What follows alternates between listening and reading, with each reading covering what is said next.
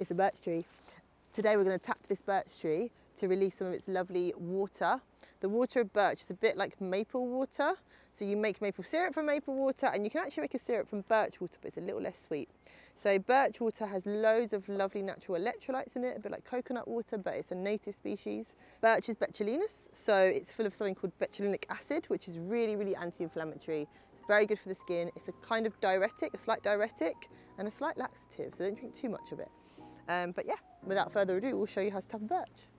How do you know that what you've got is in fact a silver birch? So to identify a silver birch, Betula pendula is the scientific name. They're also known as paper birch. They have really, really papery, silvery bark that peels off really easily. And underneath that grey layer in the winter, when you peel it off, you'll have a nice kind of peachy cream colour that has a silvery appearance too. These smooth bits of bark have long lines on them. And these are called lenticels, which are the breathing apparatus of a tree, some of the breathing apparatus on the trunk itself. And the older trees get really gnarly, and at the base of the tree they get this really old, rugged bark. Now I'm not going to go too much into the ID in terms of leaf and flower because the leaves aren't out yet. The leaves are they're kind of a diamondy triangle shape.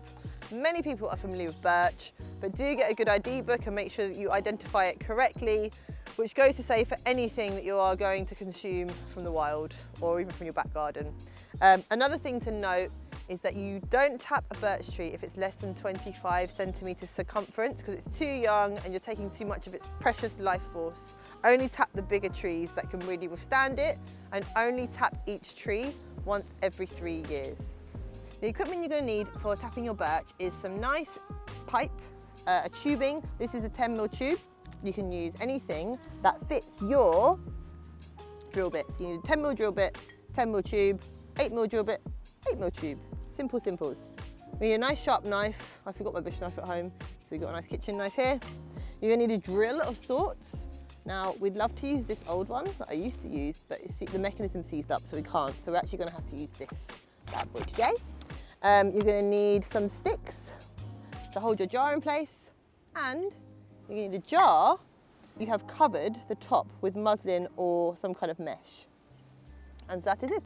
You want quite a big jar because a birch tree this size could give up to 5 litres in a night, so you want at least a 5-litre jar. There's a limited period when you can actually tap the birch. It's normally a 2 to 3 week period, sometime beginning in March, and it's when the sap from the roots that have been stored over winter travel up through the main stem and into the branches, opening the leaves. So you want to check your birch tree. You don't want to start tapping if the tree is already in leaf because it means the sap has already travelled.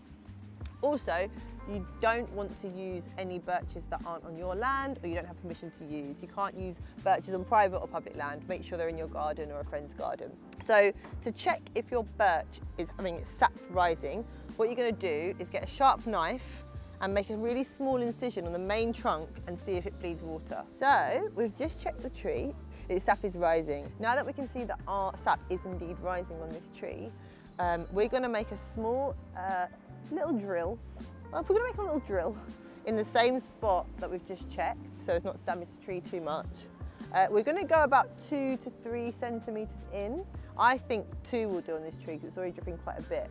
And I'm going to go at a slight angle where I'm going to stick the tube in, so it's going to go kind of at like a 45-degree angle into the tree.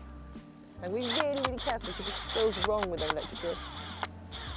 Hole's ready, it's dripping loads. We're going to stick our tube in there, nice and firm, so that it doesn't drop out in any winds. And you can see it all collecting down and pouring down into our jar. Great thing about using these little mesh produce bags from supermarkets is you can leave one layer of it up, tuck the other layer under an elastic band, and then place, oopsie, your tube inside that. So it's being filtered, but also being held in place. Critters in the night can come along and knock your jar over and have you lose everything you've collected. So to protect against wind and critters, I'm going to put a few sticks around the outside of my jar. So I've pointed them, and that's just going to hold them in place while this sits for a 24-hour period. It's a good idea to check it every few hours if it's in your garden. You can leave it overnight, 12 hours, but sometimes they fill up really quickly and you could get wastage. So check your container every few hours to make sure you haven't got any overflow. So now that we've got our lovely jar of birch water, what do we do with the hole we've made? Well, by the end of the 24-hour period, you might find that the drips are slowing down, which means the tree is kind of naturally repairing itself and building up that hole to stop the dripping. Some people don't plug at all, and others will use a little piece of wood that they'll knock into the tree. Some people say that introduces disease. Really is up to you. If your tree is still kind of bleeding profusely, you should really try to plug it up with something. So you can use a bit of soft wax, you can use a bit of clay, or you can use a little nugget of wood like that. Just stripped off the bark, pushed in, hammered in and cut. And there we have it, our little birch water. It's good, it's really refreshing. It's like a little bit sweet. It's actually really similar to coconut water. It's full of electrolytes, so it's really rehydrating. I love it. Happy tapping.